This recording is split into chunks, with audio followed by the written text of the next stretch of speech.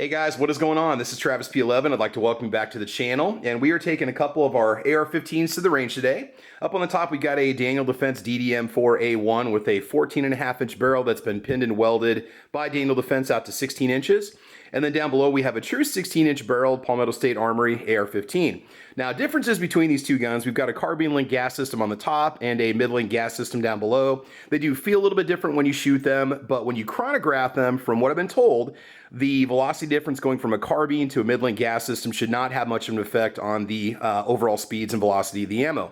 Now, we are running a 14.5-inch barrel on the top and a 16 on the bottom, like I said before. So what we're going to do is see what kind of a velocity and energy difference do you get when you go from a 14.5-inch barrel to a 16-inch barrel using just basic 223 Remington and 55 grain, and then using some Hornady Black Full Metal Jacket 62 grain ammo. Again, also loaded to 223 Remington specs. If I got some 5.56 floating around, I might just go ahead and take some of that out there too and include it in this test. Otherwise, for right now, we're definitely going to test it with 223 Remington. Now, a lot of people don't care about this at all. It might not matter. For those people that are trying to get that bleeding edge of performance out of their firearm, they might prefer to go with a 16 or 18-inch barrel over a 14.5-inch barrel. But again, I was just kind of curious. I've done tests like this before where we've done some pistol length ARs and we've compared them to 16-inch, 10.5-inch uppers to see what kind of a velocity loss you get or gain you get.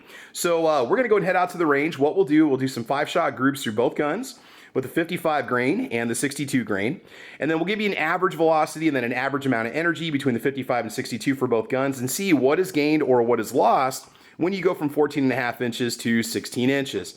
All right, guys, stay tuned and let's go ahead and hit the range. All right, guys, here we go. We're going to get started. PMC Bronze 223 Remington, 2,900 feet per second is what the box is saying. Let's see what kind of velocity we can get out of the 14.5-inch barrel that's been pinned and welded to 16 inches. 1 in 7 twist, just like the PSA AR-15 that we're about to test. All right, here we go. 5 shots, and then we will tell you the energy. I'll put the energy average up there when we get done. All right, here we go. Okay, 26.55, 27.66. 27.19, 27.43, and 27.31.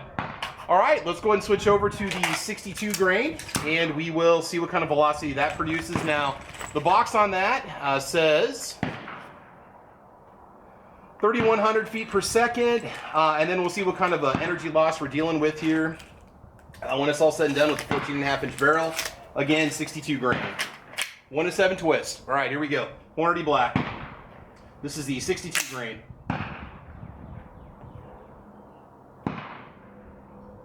$27.64, $26.97, $26.84, $27.08, and $27.39. Seems very, very similar.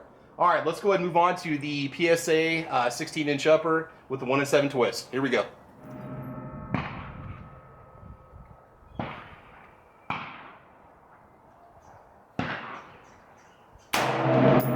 $28.28,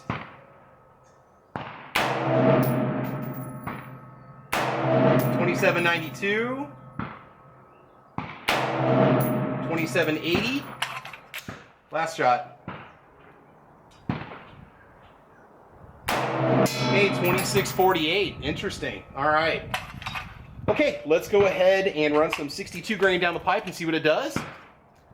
Okay, 27.62, 27.33, 26.33. All right, let's go ahead and run 2 more rounds of Hornady Black. I've got enough left over to do that. 27.88 and 27.37. Okay, so we will head back home. We're going to calculate all those velocities. We'll tell you the average velocity for 55 to 62 grain out of the Daniel Defense and the average velocity out of the PSA upper 55 and 62. We'll see if there's any kind of energy loss between the barrel lengths, and we will go for there. All right, so hang tight.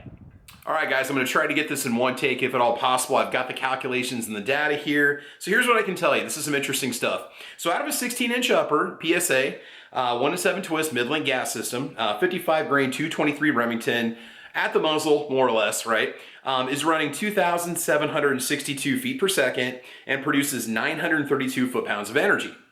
Now, the 62 grain runs at 2,730 feet per second. It's a little bit slower, but produces 1,026 foot-pounds of energy because of the heavier grain weight bullet.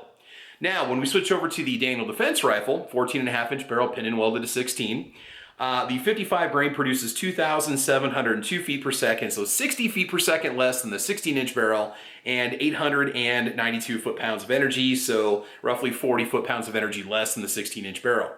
The 62 grain out of the Daniel Defense Rifle has a velocity of 2,718 feet per second, only 12 feet per second slower than the 16-inch barrel, and 1,017 foot-pounds of energy.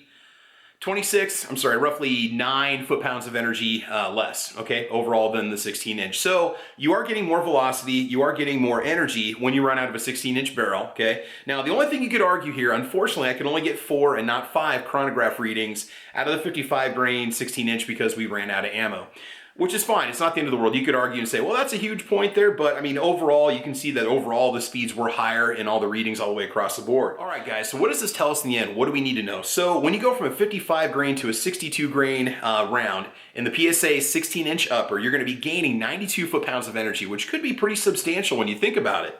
The Daniel Defense Rifle, when you go from a 55 grain to a 62 grain round, you're gonna be gaining 125 foot-pounds of energy. So, depending on how well it runs through your gun, depending on if your gun can cycle it well, and depending on how accurate it is, it might behoove you, I've always wanted to say that in a video, behoove you to run a 62 grain round instead of a 55 grain round. Now, what's sad about this is neither one of these two ammunition even came close to the box velocities. I think the PSA and the DD were both like 200 feet per second below what the box said for the PMC, and 200 to 300 below what the Hornady ammunition said, even with the 16-inch barrel. So I don't know what barrel length these companies test their ammunition with. They're probably running an 18 or 20 to maximize the velocity out of that to show the most performance possible, which I get it. That's a big deal to somebody who might be running a fairly long barrel on their gun. But again, in the end, go from a 55 to a 62 grain round, you'll be gaining energy, which could be crucial, you know, in some sort of a situation where you need to use the rifle.